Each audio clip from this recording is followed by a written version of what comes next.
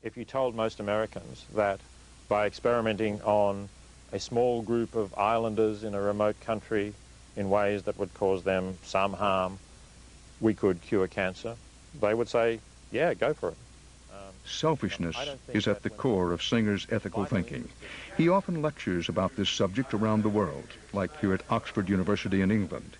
He questions what is the responsibility of people living in luxury to help people mired in poverty.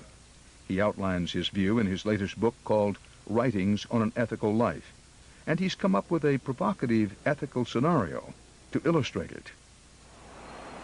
He asks you to imagine that you have just invested most of your retirement money, as well as much of your pride, on an expensive automobile like this one.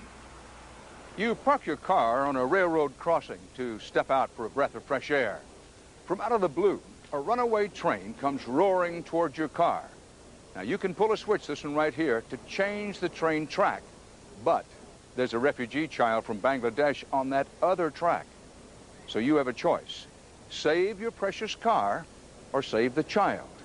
Peter Singer thinks most people would want to save the child, but by the way people live their everyday lives, they are choosing, in fact, to save their car.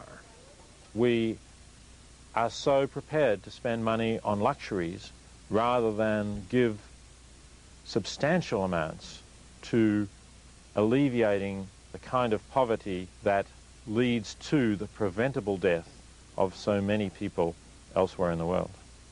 Singer used the example of the car and child in an article he wrote for the New York Times. It struck a chord with readers. Two charities mentioned in the piece, UNICEF and Oxfam, received donations of about $750,000 in response. Singer himself says he gives 20% of his income to charity. But ideally, he says, everyone should only keep money for basic necessities. The rest should be given away. Tell me, in your opinion, what's ethically wrong with my saying, listen, I work hard for my money. I think I'm entitled not just to survive, but to enjoy. And if I want to spend $500 on a restaurant meal, well, okay. I think what's ethically wrong with that attitude is that most of the world's population, no matter how hard they worked for their entire life, would never even be able to get to the point of spending $50 on a restaurant meal. And I think that ought to come above your, let me say, somewhat frivolous desire to go to a restaurant that requires you to spend $500. You live in at least a reasonably nice apartment, and you don't skip your trips back home to Australia. True. Is that, or is it not prima facie evidence that you don't exactly practice what you preach? It's prima facie evidence, and I accept it. I don't live up fully to my ideals.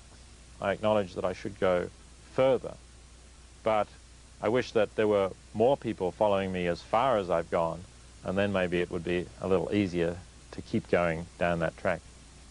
Easier, perhaps, but no less challenging, for Singer or for the rest of us. Medical miracles are bringing new ethical choices, along with new cures, heartbreaking decisions, along with life-saving treatments. The rules, it seems, are changing, but Peter Singer says he is guided by one of the oldest rules of all. My ethics come from considering the consequences of my actions for all of those who get affected by them. I'm prepared to say that, in a sense, my ethics is a kind of golden rule. The idea of saying, how would you like it if this were done to you, is fundamental to my sense of ethics, because I think that's what ethics is about. It's about getting beyond yourself and looking at the effect that you're having on others.